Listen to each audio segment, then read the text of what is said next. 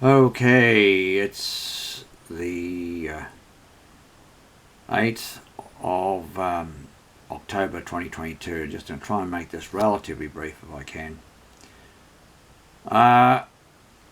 I'm using a bit of my own film here, about to play it, in other words. We're getting about... Sorry about that. On the spirit of the outback, actually. Anyway, the point is, I'd like to make a number of suggestions and a number of, let's say, warnings on travel by Australian trains. I saw a really good one made by a couple in America. They were talking about Amtrak and about do not book planes or trains that you think will connect with the train that you're on, especially in Western the United States. And that applies in Australia as well. There was a lady yesterday coming in on the Tilt train, and it ran an hour late, and she kept on saying over and over, "Oh, it's an hour late, it's an hour late." She's got a plane at 5 o'clock. It got in at about 10 to 4. I tried to advise her to get a train connection, but she's talking about an Uber. But that's her problem, because I would say you never want to book a flight virtually the same day as coming in a long distance train. That applies to any of the long distance train services in Australia. You've got to at least allow, if you allowed 4 hours or 6 hours maybe, you'd have a chance. But I would have said don't book on the same day to get a connection. Now, I'm offering, that's one of the biggest warnings I've got. The second one is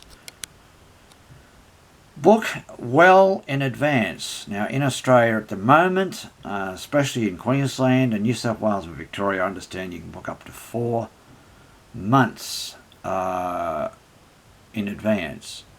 It is advisable to book at least 3 months in advance, and the rail beds on the Spirit of Queensland are booked out very, very often up to 2 months at a time.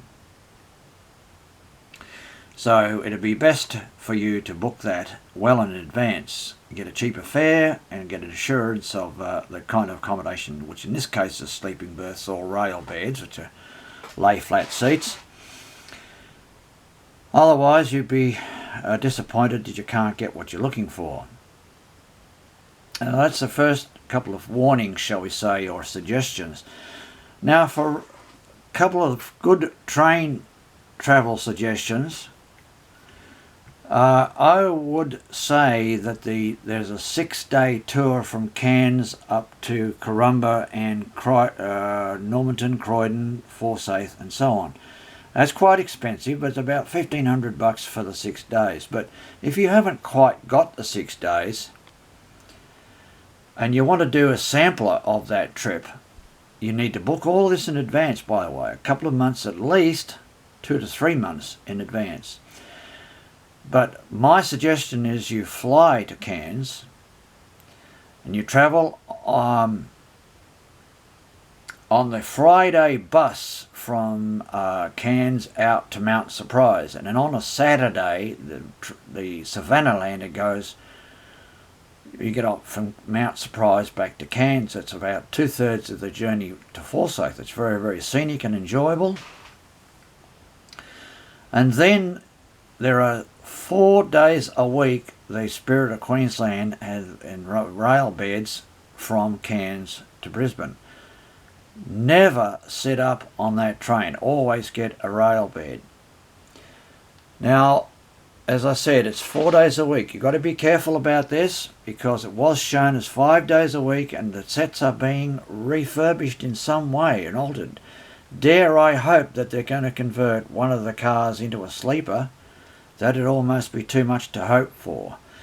I had suggested that they use rail bed seats for one car on the Inlander from Townsville out to Mount Isa, and one car on the Brisbane to Charleville Westlander. A couple of quick trips you can do by daylight on those 2 trains.